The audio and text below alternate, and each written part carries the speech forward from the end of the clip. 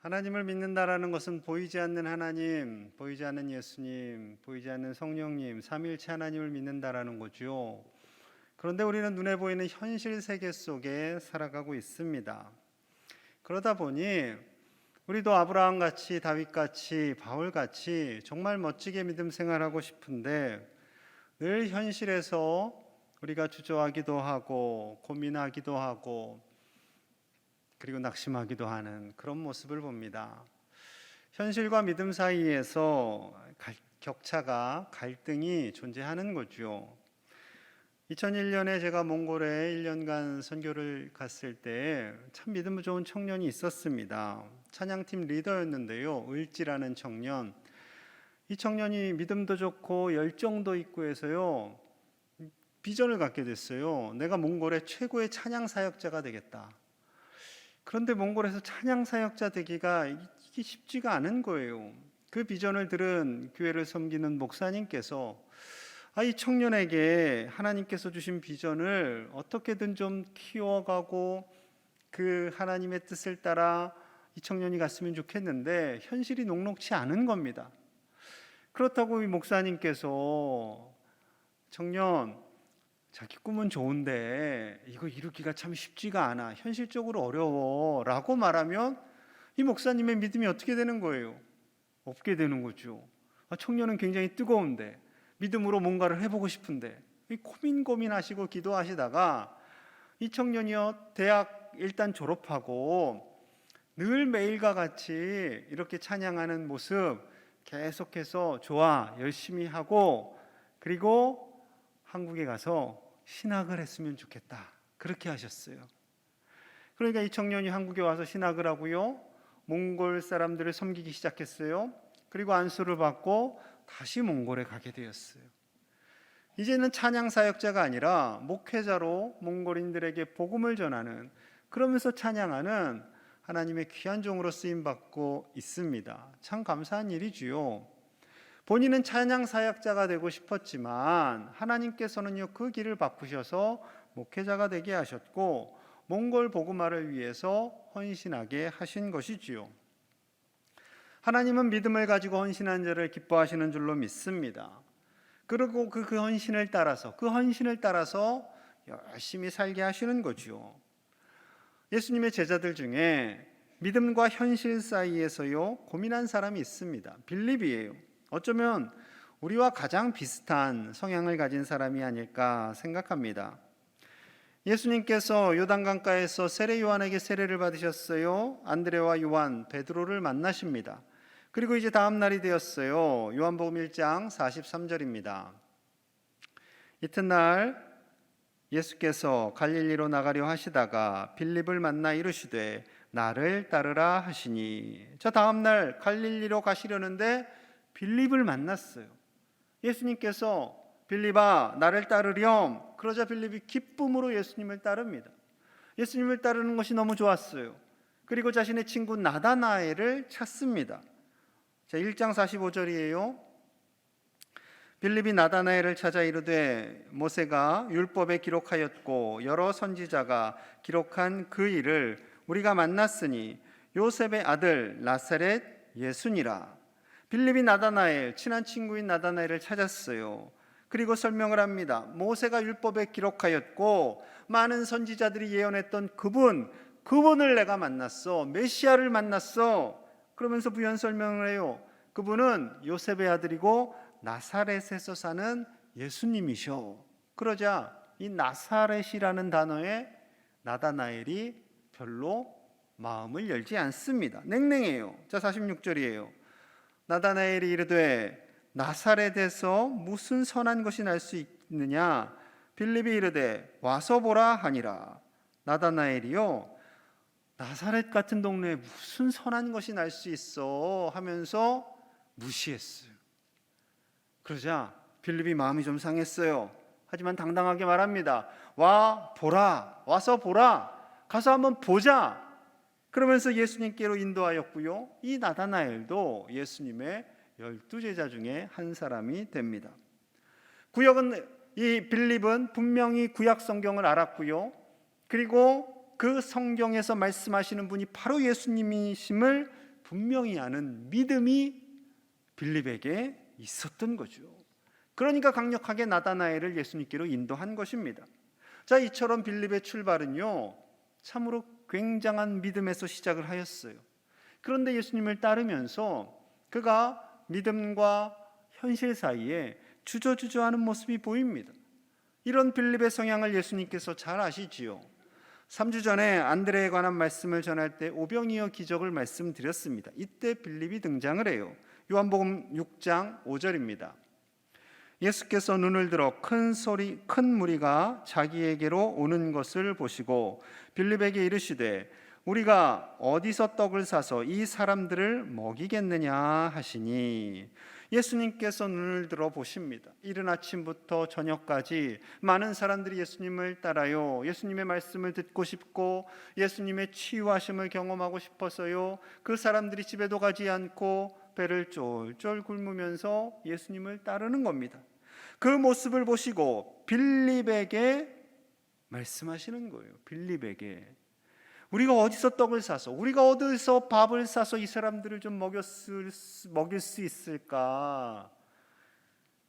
그래서 빌립에게 물어보시는 거예요. 빌립아, 이 사람들에게 내가 밥을 주고 싶은데 어떤 방법이 있을까? 예수님께서 빌립에게 질문하시는 의도가 있어요. 자, 6장 6절의 말씀이 이러합니다. 이렇게 말씀하심은 친히 어떻게 하실지를 아시고 빌립을 시험하고자 하심이라. 빌립을 시험하고자 하심이라. 빌립을 시험해서 시험에 빠뜨려서 낙심시키는 것이 아니라 빌립의 믿음을 강하게 하려 하심이라, 이 뜻입니다. 예수님께서 이미 빌립의 성향과 성품을 알아요. 빌립에게는 믿음이 분명히 있어요. 그러나 현실과 믿음에서 주저하는 것을 아시기 때문에 이 사건을 통해 빌립의 믿음을 강하게 하시기 위함이었던 거죠. 빌립은요, 믿음이 있기는 한데 눈에 보이는 현실에 갇혀 있어요. 이 현실 세계를 뛰어넘는 하나님의 놀라운 일하심을 바라보기까지는 아직은 연약한 믿음이었던 거죠. 에이, 어떻게 예수님이 이 많은 사람들을 먹일 수 있겠어? 라는 현실적인 생각에 사로잡혀 있었던 겁니다. 그래서 지극히 현실적인 답을 해요. 요한복음 6장 7절. 빌립이 대답하되 각 사람으로 조금씩 받게 할지라도 200데나리온의 떡이 부족하리이다. 빌립은요, 현실적이면서 똑똑하기까지 합니다. 주님, 조금씩 나눠줘도 200일치의 임금으로 부족할 것 같습니다. 아주 정확한 대답을 해요. 그런데 주님이 원하시는 답은 뭐겠어요? 비록 200일치의 임금이 필요하겠지만, 불가능할 것 같지만 주님은 능히 하실 수 있습니다 라는 그 믿음의 답변을 원하신 거죠. 여러분, 예수님께서도요, 우리에게 동일하게 원하시는 것은 믿음입니다. 우리 주님께서 능치 못하심이 없다라는 그 믿음을 갖고 살아가는 것, 그것을 원하세요. 그런데 우리의 현실은 조금 다르지요. 주님에게는 능치 못함이 없음을 믿으세요? 대답 좀 하세요. 잘 안 믿으세요? 믿으십니까? 아멘. 그런데 여러분, 기도해서 다 응답 받으셨어요? 점점점. 물론 우리 생각대로 응답을 안 받아서 하나님이 계신 것 같기도 하고 안 계신 것 같기도 하고 내 기도를 들어주시는 것 같기도 하고 안 들어주시는 것 같기도 하고 그렇게 갈등하시는 분들이 계시겠지요. 좀 더 강한 예로 제가 들게요. 우리 가족 중에 죽음을 경험하신 분이 있을 겁니다. 간절히 기도했어요. 하나님 살려주세요. 하나님 살려주세요. 간절히 기도했지만 하나님께서 데려가신 분이 계세요. 천국으로 데려가신 분이 계십니다. 가족이 마음이 아프지요. 더 이상 그분을 뵐 수 없다라는 아픈 마음이 있습니다. 다들 눈물이 납니다. 그 마음 하나님이 아세요. 이 땅에서 호흡이 끝났을 때 하나님도 아파하십니다. 하지만 하나님께서 천국으로 우리를 그리고 가족을 데리고 가시는 그 이유는 하나님 지으신 천국이 이 땅보다 더 좋기 때문에 그렇습니다. 상상할 수도 없을 정도로, 우리의 눈으로는 상상할 수 없을 정도로 하나님 지으신 천국이 있기 때문에 우리를 위로하실 수 있는 것이고요, 우리를 위해서 그 십자가의 대속하심으로 인해 우리에게 영원한 천국을 주시는 하나님의 은혜가 있는 것이지요. 여러분, 비록 이 땅에서 함께 할 수 없는 아픔이 있다 할지라도, 이 땅에서 더 오래 볼 수 없는 아픔이 있지만 우리는요, 천국에 갈 수 있는 소망이 있는 거예요. 그 슬픔과 아픔을 하나님이 아세요. 아시지만 천국이 더 좋아, 천국에서는 영원히 살 거야 라고 말씀하고 있는 거죠. 그 천국의 소망을 품으라는 겁니다. 아무리 우리가 이 땅에서 재벌이 되고 돈을 많이 가지고 눈에 보이는 것들을 누리며 산다 할지라도 그것보다 더 좋은 천국이 우리 앞에 있음을 소망으로 삼고 믿음으로 살아가시는 저와 여러분들 되시기를 간절히 소망합니다. 현실 속에서 주저하는 빌립의 모습은요, 안드레와 겹쳐집니다. 기억나세요? 예수님께서 마지막 일주일을 보내시기 위해서 예루살렘으로 가십니다. 6월절 기간이었어요. 유대인들뿐만 아니라 많은 이방인들도 함께하였습니다. 요한복음 12장 20절과 21절이에요. 명절에 예배하러 올라온 사람 중에 헬라인 몇이 있는데 그들이 갈릴리 베세다 사람 빌립에게 가서 청하여 이르되 선생이여 우리가 예수를 배웠고자 하나이다 하니, 자, 헬라인들, 이방인들입니다. 그 사람들이 예수님에 관한 소식을 들었어요. 그들도 예수님을 만나고 싶어요. 찾아왔어요. 많은 사람들이 무리지어서 모여 있습니다. 예수님을 만나기가 쉽지 않아요. 마침 그때 빌립이 있었던 거예요. 그래서 빌립에게 선생님, 우리가 예수님을 좀 만나고 싶습니다 라고 말한 거예요. 그러자 빌립이 이 이방인들을 보고 당황하는 겁니다. 믿음의 관점에서는 이 사람들을 예수님께로 인도하는 게 맞아요. 그런데 율법의 관점, 전통의 관점에서는요, 이방인들과 상종하면 안 돼요. 그러니 주저주저하는 겁니다. 그러다가 누구를 찾아가요? 안드레를 찾아가게 되죠. 22절입니다. 빌립이 안드레에게 가서 말하고 안드레와 빌립이 예수께 가서 여쭈니, 자, 이 상황을 안드레에게 가서 말하는 거예요. 안드레, 이방인들이 예수님을 만나고자 하는데 어떻게 해야 하지? 그러자 한 영혼을 귀하게 여기는 이 안드레가 당장 주님께 주저하지 않고 나아가는 것이지요. 이 작은 사건 속에서도요, 빌립은 현실과 믿음 사이에서 여전히 갈등하고 주저주저하는 사람임을 보여주고 있습니다. 그래서 예수님께서 오병이어 기적을 일으키시면서 빌립에게 구체적으로 물어보시는 거예요. 그 사건을 보고 현실을 뛰어넘는 믿음을 가지라는 거죠. 이제 점점 예수님께서 십자가로 나아가실 시간이 되어가고 있습니다. 예수님께서 불과 체포되시기 몇 시간 전이에요. 이제 제자들의 발을 일일이 씻어주시고요, 너희들 중에 한 사람이 나를 팔 것이다 라고 말씀하십니다. 제자들이 얼마나 놀랐겠어요. 그리고 베드로 역시 나를 3번 부인할 것이다 말씀하세요. 분위기가 점점 엄숙해지고요, 완전히 쫙 가라앉았겠죠. 주님 말씀하십니다. 요한복음 14장 1절이에요. 너희는 마음에 근심하지 말라. 하나님을 믿으니 또 나를 믿으라. 근심하지 말아라 얘들아. 지금까지 하나님을 열심히 믿어왔듯이 또 나를 믿으렴. 내가 너희를 위하여 거처를 예비하러 갈 거야. 너희가 내가 어디로 가는지 그 길을 안단다 라고 말씀하시지요. 그때 도마, 의심 많은 도마가요, 답답한 거예요. 자, 14장 5절 이렇게 질문합니다. 도마가 이르되 주여 주께서 어디로 가시는지 우리가 알지 못하거늘 그 길을 어찌 알겠사옵나이까. 주님 어디로 가시는지도 알지 못하는데 그 길을 우리가 어떻게 합니까? 약간 짜증도 섞여 있는 뉘앙스입니다. 예수님께서 친절하게 말씀하세요. 6절과 7절입니다. 오늘 본문이지요. 함께 봅니다. 시작. 예수께서 이르시되 내가 곧 길이요 진리요 생명이니 나로 말미암지 않고는 아버지께로 올 자가 없느니라.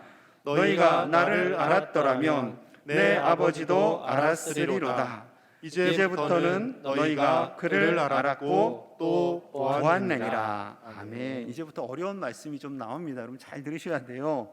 예수님께서 내가 길이요 진리요 생명이다.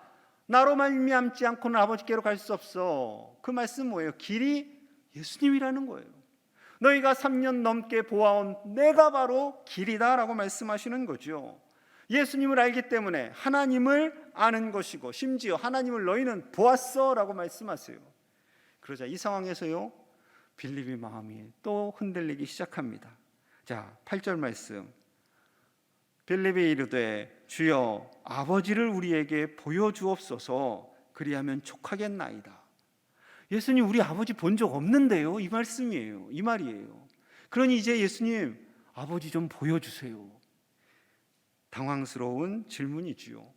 분명히 구약 성경에서 기록된 메시아가 바로 이분이시오라고 나다나엘에게 전했는데 이제는 이 빌립이요, 헷갈리는 거예요. 분명히 눈에 예수님이 보여요. 그런데 하나님 아버지는 보이지 않아요.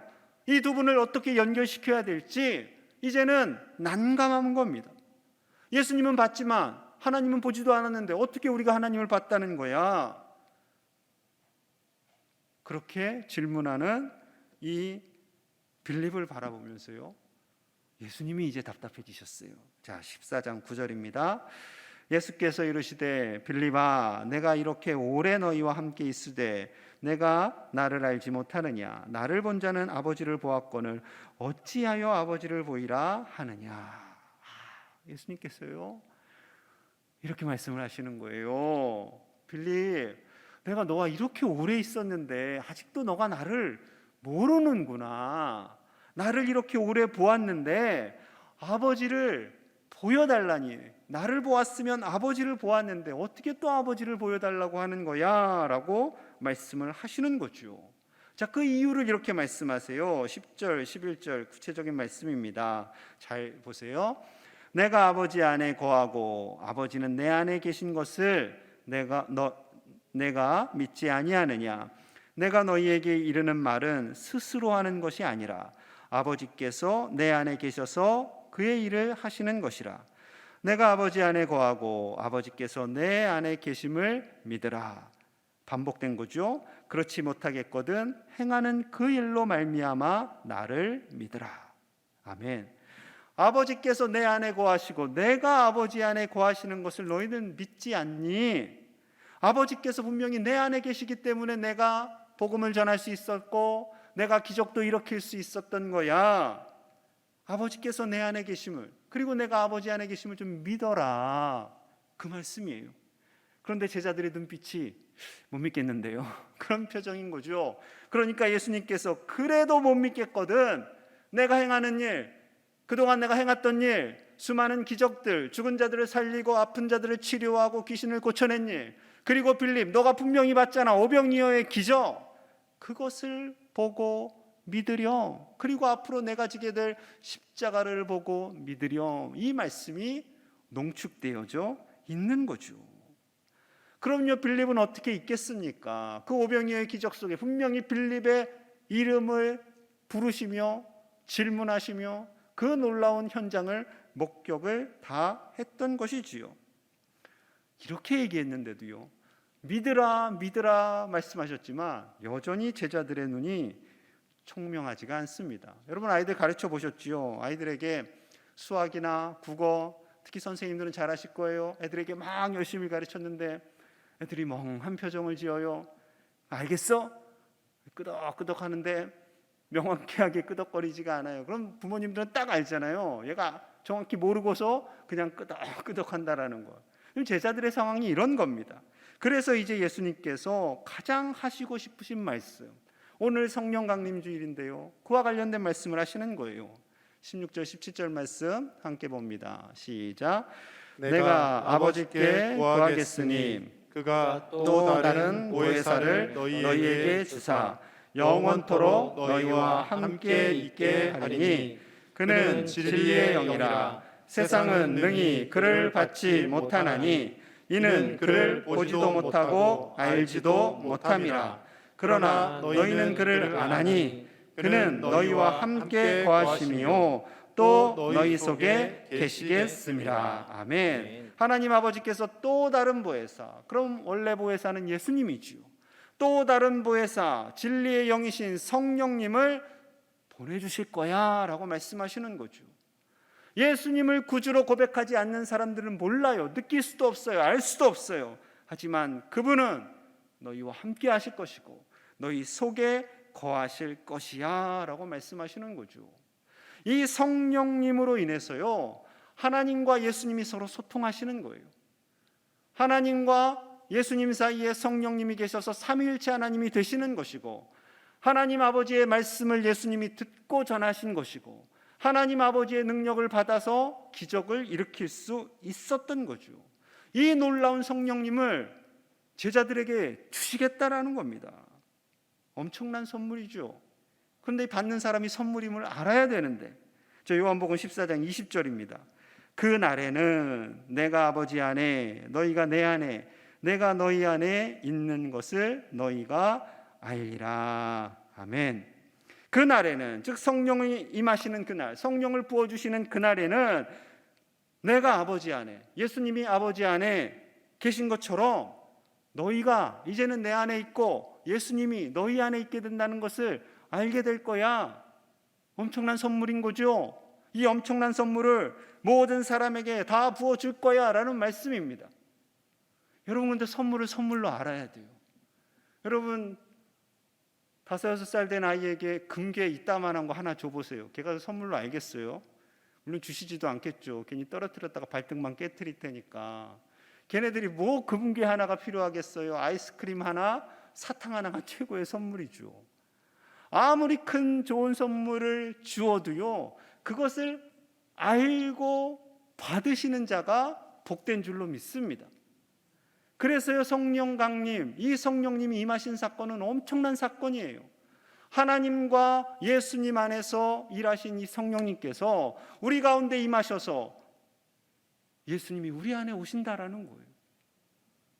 지금 우리 안에 거하고 계시는 줄로 믿습니다. 그래서 성령님이요, 임하세요. 사도행전 2장 1절에서 4절 좀 길지만 같이 읽어볼게요. 시작. 오순절 날이 이미 이르매 그들이 다 같이 한 곳에 모였더니 호련히 하늘로부터 급하고 강한 바람 같은 소리가 있어 그들이 앉은 온 집에 가득하며 마치 불의 혀처럼 갈라지는 것들이 그들에게 보여 각 사람 위에 하나씩 임하여 있더니 그들이 다 성령의 충만함을 받고 성령이 말하게 하심을 따라 다른 언어들로 말하기를 시작하니라. 아멘. 오순절 날이 임했습니다. 성령님이 임했어요. 바람소리처럼 임했어요. 그리고 그냥 뭉뚱그려서 임한 게 아니에요. 각 사람에게, 한 사람에게 정확하게 딱딱딱 임한 겁니다. 그리고 그들이 뜨거워졌고요, 성령님의 말하게 하심을 따라 그들이 다른 언어로 말하기 시작해요. 그 뜨거운 감정을 주체할 수 없어서 이들이 길거리로 가고요, 성전으로 가서 하나님 주신 언어로 복음을 전파하는 거예요. 그러자 먼 나라에서 왔던 유대인들, 이방인들이 듣고 어떻게 이 사람이 우리의 언어를 아느냐라고 감동받게 되는 거죠. 그때부터 그들은 목숨 걸고 복음을 전했고요, 교회를 세웠고요, 순교의 자리까지 나아갈 수 있었던 것입니다. 사도 빌립은요, 지금의 터키인 소아시아 지역에서 복음을 전하다가 히에라볼리, 파묵갈레로도 알려져 있는 저곳에서 순교를 당하게 됩니다. 그리고 빌립 기념교회가 세워졌어요, 그곳에. 그런데 저렇게 세워졌거든요. 다음 사진 보여주시면 저렇게 돌무더기 흔적만 남아 있습니다. 이유가 있어요. 터키가 이슬람 나라거든요. 이슬람교를 믿거든요. 그러다 보니까 기독교 유적인 저 빌립 교회를 그냥 방치해 놨습니다. 그래서 저렇게 돌무더기만 있어요. 비록 교회는 돌무더기만 있다 할지라도 하나님께서 기뻐하신 사명을 감당한 이 빌립, 천국에서 천국잔치를 벌이고 하나님께서 높여주시지 않겠습니까? 여러분, 우리의 눈이요, 현실에 갇혀질 수가 있어요. 성령님께서 우리 가운데 오셔서 우리를 만져주시고 우리와 함께 하시고 우리에게 능력을 주심으로 말미암아 우리가 느낄 수 없었던 예수님이 우리 안에서 느껴지고요, 말씀이 기억이 안 나는데 말씀이 생각나고요, 위로가 없고 낙심했던 우리의 마음속에 하나님께서 주시는 놀라운 위로와 평강이 넘쳐나게 될 줄로 믿습니다. 그래서 성령 충만이 중요한 거예요. 성령 충만은 큰 선물입니다. 종종 그렇게 생각하세요. 사람들 고칠 때, 귀신 쫓을 때 막 랄랄라 막 이러면서 성령 충만해서 귀신아 나가라. 여러분, 그건요 편협적인 거예요. 그것도 일부는 있겠지만 하나님께서 우리에게 각 사람에게 성령을 부어주신 것은 예수님의 영이 우리 안에 거하고요, 그 예수님의 영으로 말미암아 이 어렵고 힘든 세상 속에서 주님과 동행하는 하나님의 군사로 우리를 세워가시고 어떠한 상황 속에서도 넘어지지 않는 담대한 믿음의 사람이 되게 하시는 줄로 믿습니다. 사랑하는 여러분, 성령 충만을 사모하시기를 축복합니다. 우리에게 지혜를 주시고 우리에게 능력을 주시는 그 성령님께서 우리의 삶을 복되게 하시고 하나님의 자녀로 당당하게 승리하게 하실 줄로 믿습니다. 함께 기도하겠습니다. 우리는 믿음과 현실 사이에서 때로는 주저합니다. 그러나 하나님께서 우리에게 성령님을 보내주셨어요. 그 성령님으로 말미암아 굳센 믿음으로 당당하게 주님과 동행하게 하십니다. 성령님, 우리 가운데 임재하셔서 충만케 하여 주시옵소서. 우리가 성령님을 사모하게 하여 주시옵소서. 예수님의 영이신 성령님 우리 가운데 오셔서 우리가 가야 할 길을 보여주시고 낙심될 때 힘을 주시고 아파할 때 치료하여 주시고 우리를 이 세상에서 믿음으로 살게 하여 주시옵소서. 아버지여, 미얀마와 중동 땅 위에 평화를 주시고 코로나로 고통받는 이 세상을 불쌍히 여겨 주시옵소서. 이 시간 성령 충만을 사모하면서 우리를 위해서, 교회를 위해서, 그리고 온 세계를 위해서 함께 간절히 기도하겠습니다. 하나님 아버지, 감사합니다. 우리가 형언할 수 없는 큰 선물 성령님을 우리에게 부어주심을 감사합니다. 예수님의 영이신 그 성령님으로 인해 우리가 이 땅에서 두려워하거나 염려하지 않게 하시고 믿음이 흔들리지 않게 하시고 우리의 갈 길을 하나님께서 선하게 인도하여 주시옵소서. 우리 자녀손들의 삶을 주장하여 주시고 아버지여, 이 혼미한 세상, 물질을 최우선으로 살아가는 이 세상 가운데 오직 주님을 바라보며 천국을 소망하며 이 땅에서 성실하게 살아가는 주님의 백성들이 다 되게 하여 주시옵소서. 미얀마와 중동 땅에 하나님 평화를 주시기를 원합니다. 코로나로 고통받는 이 온 세상을 속히 회복시켜 주시고 온 세계에 하나님의 샬롬이 임하게 하여 주시옵소서. 예수님 이름 받들어 간절히 기도하옵나이다. 아멘.